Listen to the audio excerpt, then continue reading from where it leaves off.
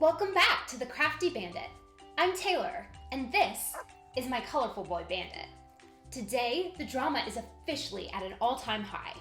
Bandit and I are currently mediating a full-blown labor strike because apparently, even in the miniature world, some crayons just have way too much to say.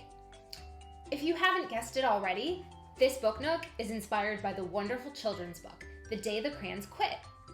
Bandit and I have handled high-stakes miniature projects before, but nothing compares to a box of crayons going on strike.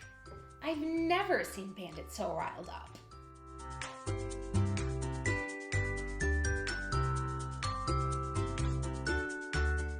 Let's start with our materials. We're starting with a pine wood book for the Nook structure, markers, craft paper, Sculpey clay, hot glue, balsa wood, scissors, wire, and wire cutters. As always, I got all of my materials from Michael's craft stores. Check out the links below for exactly what I used, templates, some alternative options, and more. Step 1 is the architecture. We're building a scene within a wooden book. I got this great wooden book from Michael's and thought it would be just perfect to look like a real book on your shelf, but also a box of crayons. To get that classic crayon box look, I'm matching the craft paper and drawings to the book's illustration style. Vibrant, a little messy, and highly pigmented.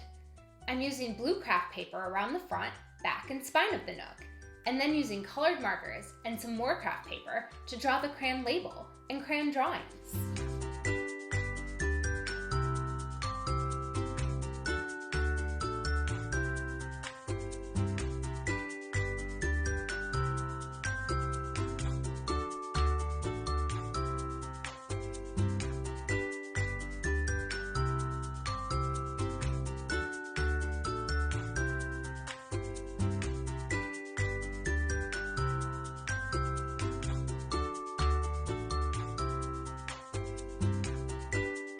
Before we address the paperwork, let's look at the source of the conflict.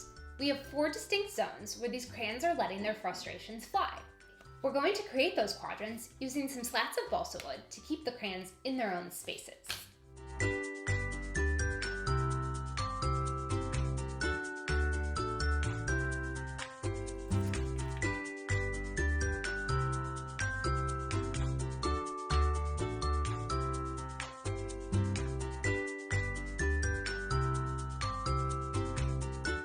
Now we're going to make all of the props and doodles that the crayons need. We're making a smaller crayon box for the peach crayon so he can hide, given that it appears he's lost his crayon wrapper and is a bit embarrassed to be seen without it.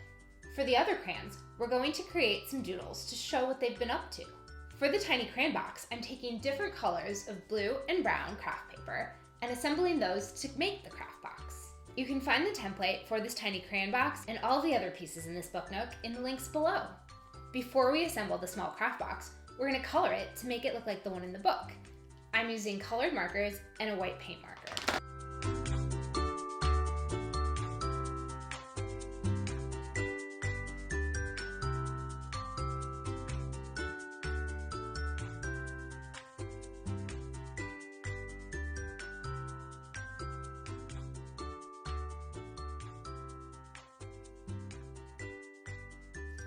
Once we have that colored, we can fold back 2 of the sides of the blue. I'm adding some brown craft paper to the interior to make it look like the inside of the crayon box.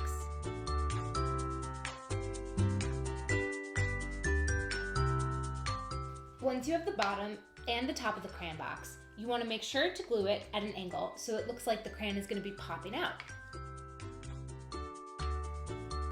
Perfect.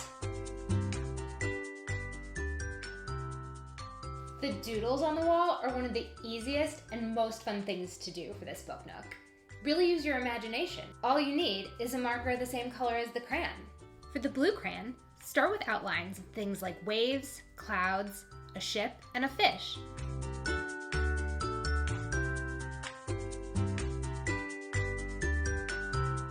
For the orange and yellow crayons, draw a circle of orange and a circle of yellow. And for the white crayon, all you'll do is draw simple outlines of things like snowmen, clouds, rainbows, and even a penguin. Next, we'll hot glue all of the doodles in each individual crayon's quadrant. Now for the crayon sculptures.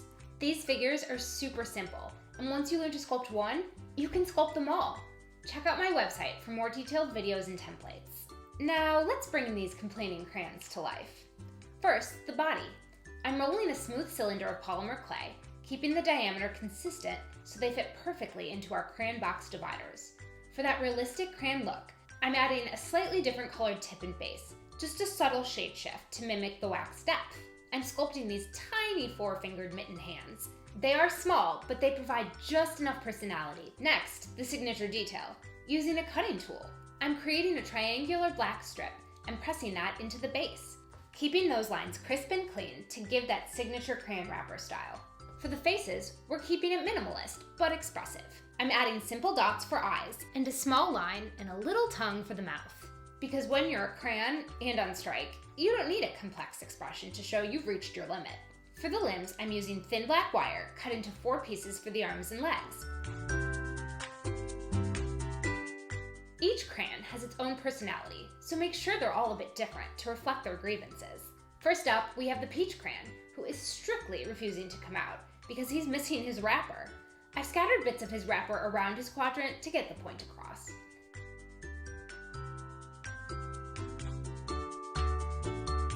Next we have Blue, who is a bit overworked and frayed to the edge. I'm sculpting him as a stub to show he's been used to death.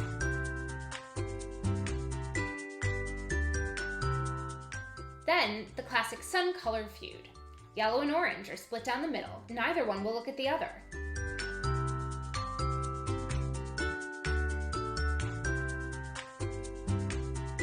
And finally, the white crayon, feeling completely invisible in his own empty world. And when the complaining in the quadrants isn't enough, we move to the final evidence, the letters themselves. These are the formal notices that Duncan finds in the book. I'm creating these by handwriting tiny letters in the corresponding color and a large envelope addressed to Duncan that looks rather postal. It adds that perfect "I'm quitting" flair to the inside cover.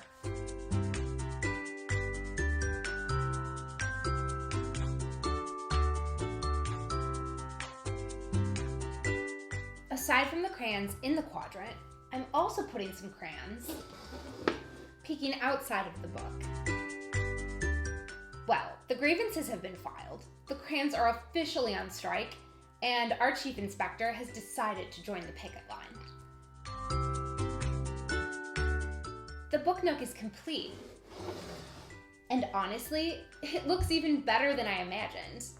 I think Bandit is just relieved that these crayons are finally tucked away inside their book. If you want the templates for this build, check the link in the description. Don't forget to like, subscribe, and hit that bell so you don't miss our next Book Nook build. Bye!